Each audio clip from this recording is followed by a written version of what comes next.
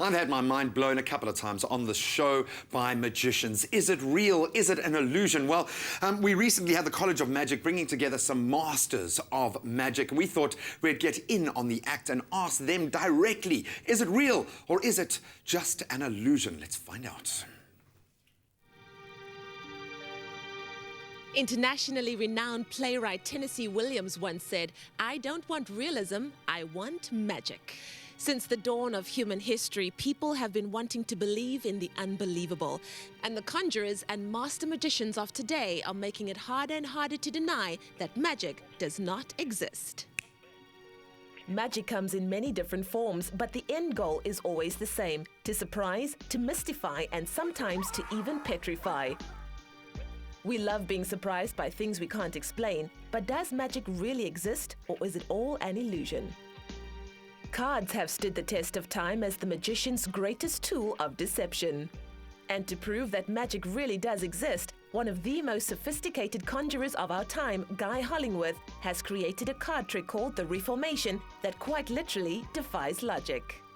But how exactly does he do it? Well, let's find out. Guy!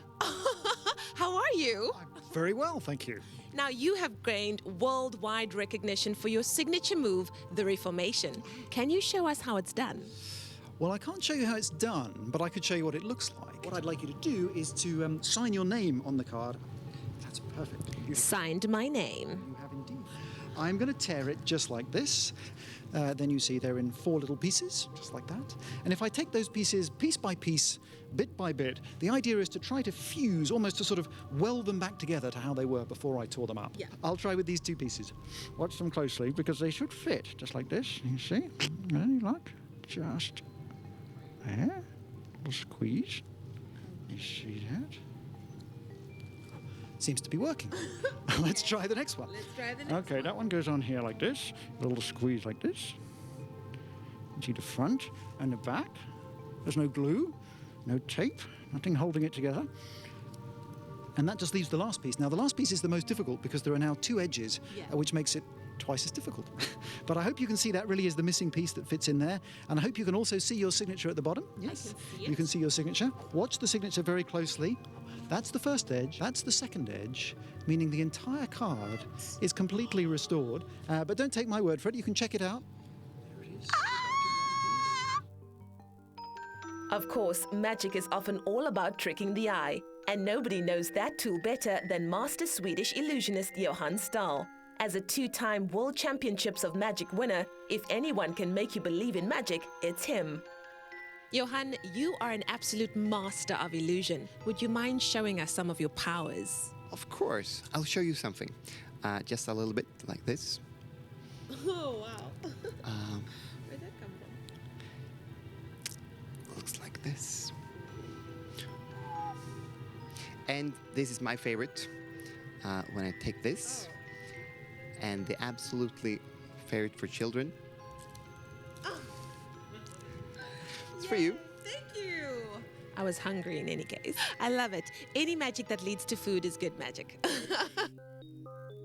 In fact, there are some people that really do use magic for their daily bread. That's because magic is, at its core, all about misdirection. And con artist Paul Wilson is the ultimate distractor.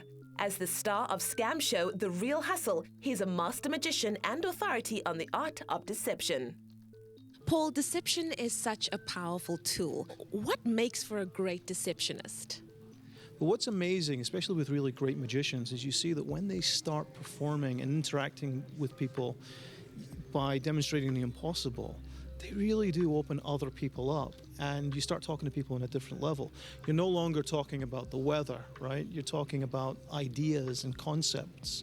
And it's one of the great things about magic is it really opens up people's minds if they engage with it. Our challenge is to get past the how is it done, and we have to do that. You have to learn to let the audience try and work it out, and eventually just go, I think we'll just enjoy this. And if you can get there, then magic becomes a very powerful thing.